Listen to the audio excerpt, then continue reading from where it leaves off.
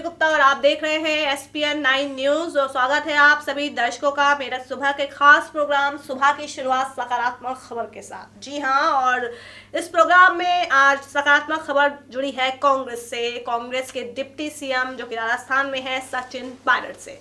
सचिन पायलट को लेकर जिक्र कर रही हूं तो सबसे पहले बात करते हैं उनके खून पसीने को लेकर, क्योंकि उन्हें 2013 के बाद जिस तरह से कांग्रेस के लिए संजीवनी बूटी के तौर पर काम किया है उसका ही आज परिणाम है कि भले ही 99 सीटें कांग्रेस ने जीती, लेकिन सरकार कांग्रेस की है राजस्थान में। अब वहां पर सरकार बना दी है कांग्रेस की। सचिन पायलट ने उप मुख्यमंत्री बन गए हैं वो। अब उनका सीधा फोकस है लोकसभा चुनावों पर। राजस्थान में 25 सीटें हैं सांसद की। 2014 में बीजेपी 25 के 25 सीटें अपने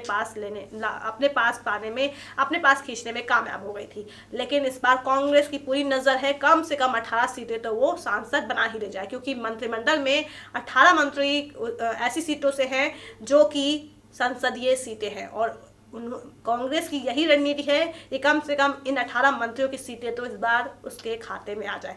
अब ऐसे में सचिन पायलट ने एक सकारात्मक दृष्टिकोण अपनाते हुए एक बड़ा काम करने का ऐलान किया है, बड़ा काम करने का फैसला लिया, या इनको एक्शन लेने के मूड में है पूरे।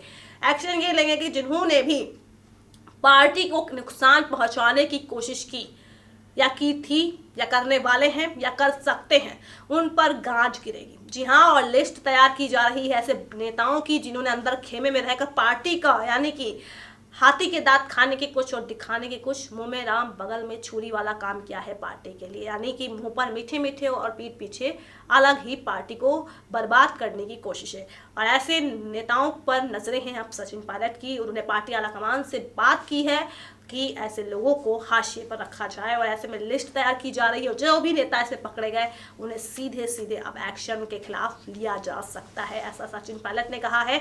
तो यानी कि कुल मिलाकर अगर ऐसा दृष्टिकोण सचिन पायलट अपना रहे हैं तो सकारात्मक तो उनके लिए ये भी था कि लोग, हालांकि सचिन पायलट की जीत में, जो कि मैं ये नहीं कह रही कि सिर्फ सचिन पायलट की ने एकला जो है वहाँ पे जीत दिलाई है कांग्रेस को, उसमें बखूबी साथ अशोक गहलोत ने भी दिया है। निस्संदेह उनका भी बहुत इसमें योगदान रहा है कांग्रेस की जीत में। लेकिन हाँ, जो एक परफॉर्मेंस की उम्मीद इस बार कांग्रेस से राजस्थान में की जा रही थी वो बहुत अच्छी हुई नहीं, क्योंकि 99 सीटें पर कांग्रेस जीती तो 73 से 76 सीटें बीजेपी अपने हाथों में ले गई। तो ऐसे में बहुत अच्छा प्रदर्शन भी कांग्रेस कर सकती थी, लेकिन फिर भी चलिए, something is better than nothing, मैं यही कहती हूँ। तो सचिन पायलट की मेहनत की भी दाद देनी पड़ेगी, अशोक गहलोत की परिपक्वता की दाद देनी पड़ेगी। दोनों ने मिलजुल कर कांग्रेस की नैया को आखिरकार राजस्थान में पार तो लगाया।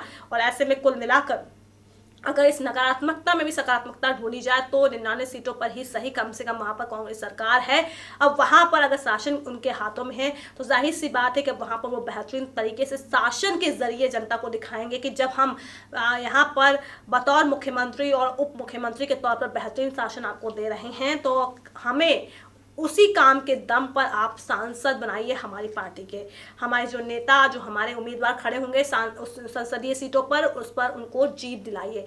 कम से कम इस पैगाम के साथ, संदेश के साथ सचिन पायलट जनता के बीच में जा सकते हैं। और मैं आपको बता दूं, और ये सब आप भी इस बात से बखूबी वाकिफ हैं कि सचिन पायलट की जमीनी स्तर पर मजबूती बहुत तगड़ी है, ये हर कोई जानता है। उन्होंने जिस तरह से गांव, जिले, क्षेत्र और हर जगह का दौरा किया है, वहाँ पे जो एक जो कहते हैं ना एकदम ठेठ गांव, वहाँ पर भी वो गए हैं। और उन्होंने जिस तरह से वहाँ पे मजबूती जमीनी स्तर पर जिस तरह से उन्होंने एक आंदोलन चलाया और उन जनता के बीच में अपनी ज़बरदस्त पैठ बनाई है, शायद उस वोट बैंक को अब वो लोकसभा के लिए यूज़ कर सके।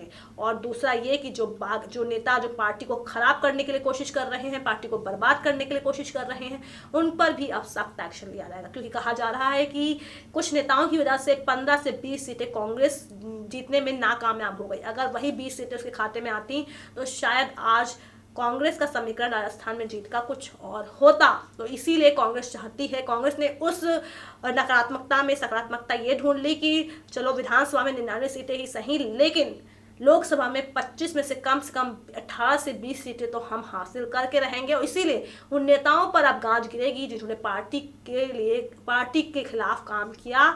और ऐसे में सचिन पायलट जो है इसकी मुख्य धुरी बनेंगे, और सचिन पायलट ही वो काम करेंगे जिससे नेताओं पर गाज गिरनी बिल्कुल तय है। और ऐसे में सचिन पायलट इस बार फिर से जरिया बनेंगे। तो ऐसे में हम कह सकते हैं कि हो सकता है कि इस बार राजस्थान में सकारात्मक एक खबर आए कांग्रेस के लिए कि वहां पर 25 सीटें जो सांसद की हैं उसमें से कम 20 सीटें जो है कांग्रेस के खाते में जा सकती हैं अगर सचिन पायलट जी जान से जुट गए तो। और वैसे भी जुटे हैं तो परिणाम आपने देखा है। अब जीत के आंकड़े पर अगर उनकी कमियां गिनाएंगे तो जाहिर सी बात है कि कमियां ही गिनाते रहेंगे, लेकिन हाँ, उन कमियों में भी अगर खूबियां देखेंगे तो जाहिर सी बात है कि सचिन पायलट अब लोकसभा चुनाव के लिए जो तैयारियां कर रहे हैं उसमें भी वो कहीं ना कहीं कमाल कर सकते हैं। तो दर्शकों, आज सकारात्मक खबर में बस इतना ही। होगी आपसे फिर मुलाकात एक अहम सकारात्मक खबर के साथ, जिसमें छुपी होगी कहीं जो होगी पूरी नकारात्मक, लेकिन हम उसमें निकालेंगे एक सकारात्मक खबर। तो दर्शकों, तब तक के लिए नमस्कार।